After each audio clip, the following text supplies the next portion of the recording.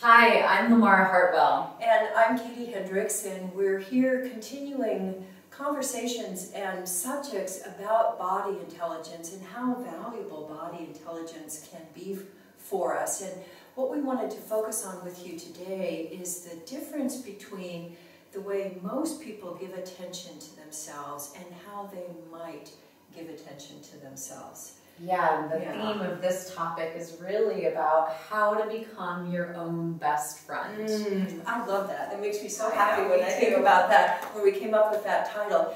So people have over 50,000 thoughts a day, and most of them are critical. Most of the time we're rehashing something that went wrong, or rehearsing what we can say to that person, you know, to get back at them, or we're judging ourselves. Yeah, and it's a learned behavior. We're modeled and we're taught to be fixated on what is not working or needs to be fixed, changed, or altered. Or well, also, just don't you be too full of yourself, little missy. Now, just that's selfish to be thinking about yourself, to be thinking well of yourself. Just tone it down. Exactly, and so then the tendency is to then be giving attention to myself in that same way of what needs to be fixed, changed, altered, or different, and that I'm not enough, and yes, and that I'm never going to be good enough. So all of those things are cascading through our minds all the time, but we don't realize that they affect our bodies. They affect the way that we give attention to ourselves. So we wanted to focus on that for a moment and give you an alternative to the critical voice. So the critical inner voice, the contrast to that would be giving yourself, the voice that you would hear inside you would be more curious, would be more like, I wonder how I created that. I was realizing I first learned about that really clearly when I was playing golf. So instead of, what did I do? I started going, gee, I wonder how I hit it in the way that it went there. And I started to have a more curious, giving curious attention, and I heard a curious voice rather than a critical one.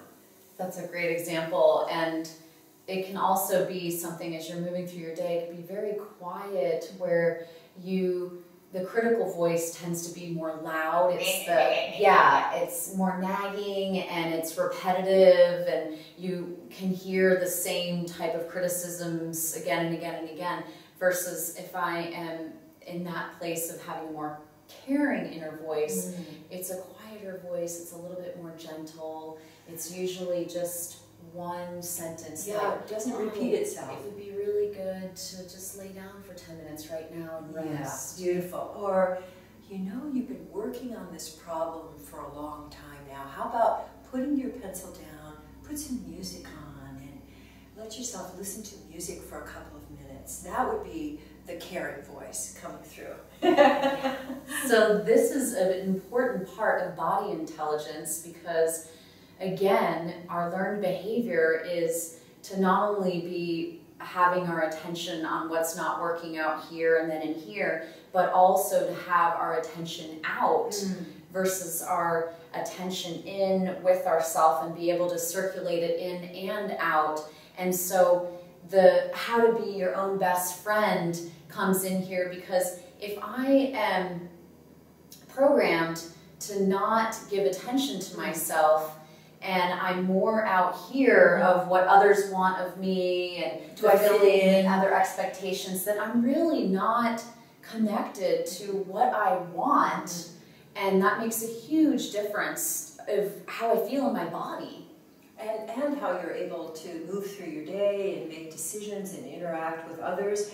So the kind of attention that you give yourself actually flows. It flows into you and out to others and around to your world. You get nourished by letting your attention flow. It's a great way of caring for yourself.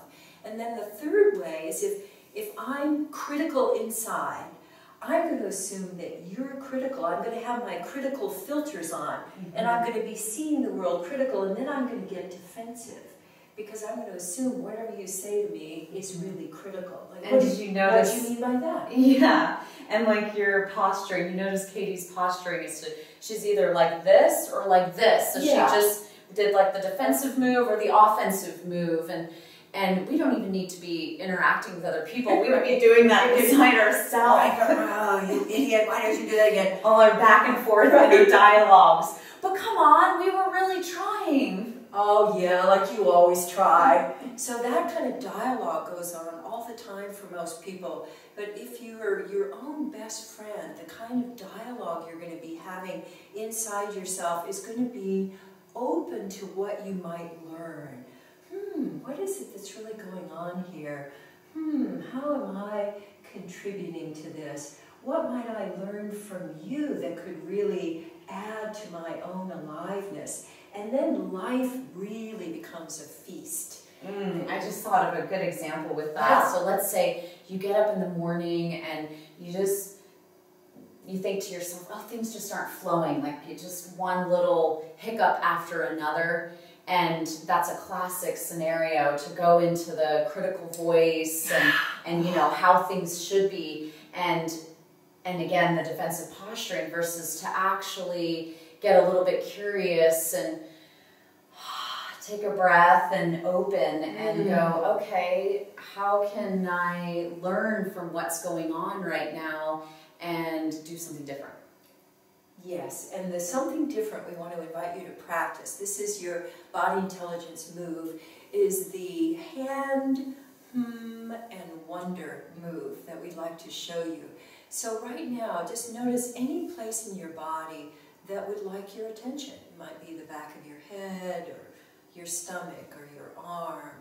I've been having some twinges in my shoulder, so I'm going to put my hand on my shoulder. I'm feeling my jaw right now.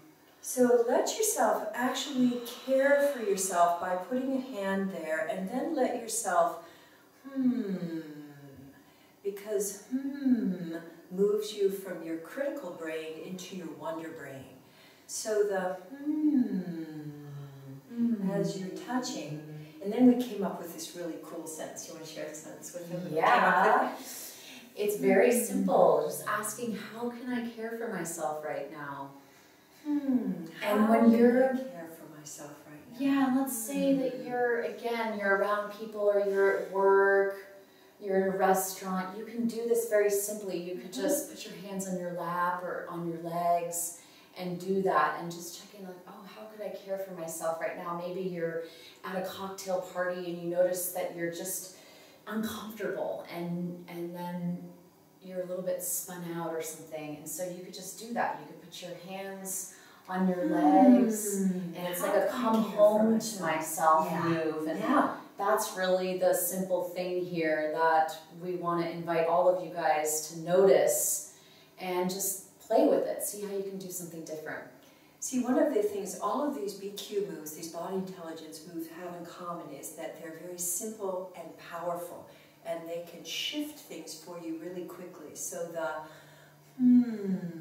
touch and how can I care for myself? And then notice, because this will also help you open up to listening to your body, what your body comes up with. It could surprise you. So let us know what happens. I think you'll also be surprised how strongly you can hear the voice of your body by asking that question, how can I care for myself right now? That most of the time the response is going to be right there. And then you can step in and do it and notice the whole shift that can happen from there. Yes, so that you can become your own best friend. Enjoy.